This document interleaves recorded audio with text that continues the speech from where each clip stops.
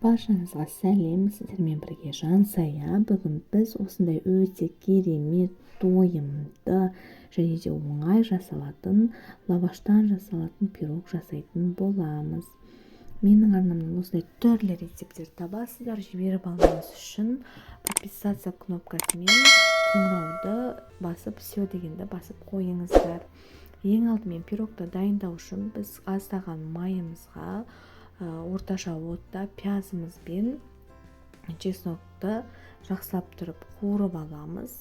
Яғни жұмсарғанша жақсылап қуырып аласыздар. Кейін оған фаршымызды қосып, жақсылап біркелкі етіп араластыра отырып қуырып аламыз.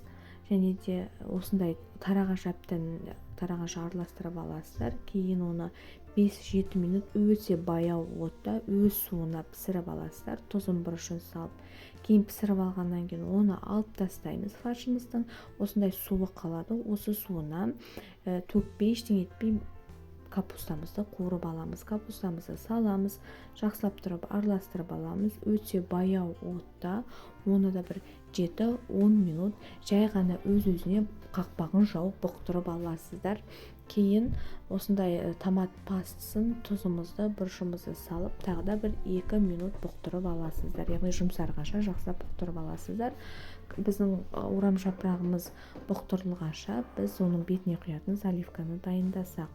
Ең алдымен осылай жұмыртқаға қажетті қаймағымызды салып, жақсылап біркелкі масса пайда болғанша оны араластырып аламыз.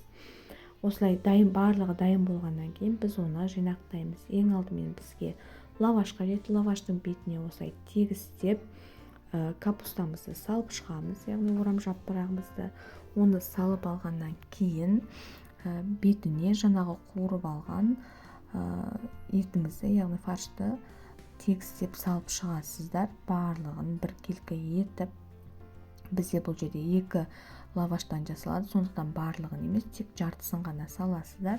Кейін осындай етіп орап аласыздар. Жыртылып кетсе ештеңе етпейді. Оны алдын ала пергамент төселген формамызға осындай ұлу сияқты дейді, улитка сияқты етіп орап аласыздар. 2 лавашымызды да осындай етіп орап салып шығасыздар видеодағыдай. Кейін бетіне жаңағы дайындағанымызды құямыз, біркелкі етіп барлығын осындай етіп видеодағыдай. Оны құйып алғаннан кейін біз күштен өткізілген алдын ала сырымызды сеуіп шығасыздар. Бетіне біркелкі етіп, кейін оны духовкада 180 градуста 20-25 минут беті қызарғанша пісіріп аласыздар. Міне осындай пирогымыз дайын болды. Міндетті түрде жасап көріңіздер. Ас болсын. Сіздермен бірге болған Жансая. Сау болыңыздар.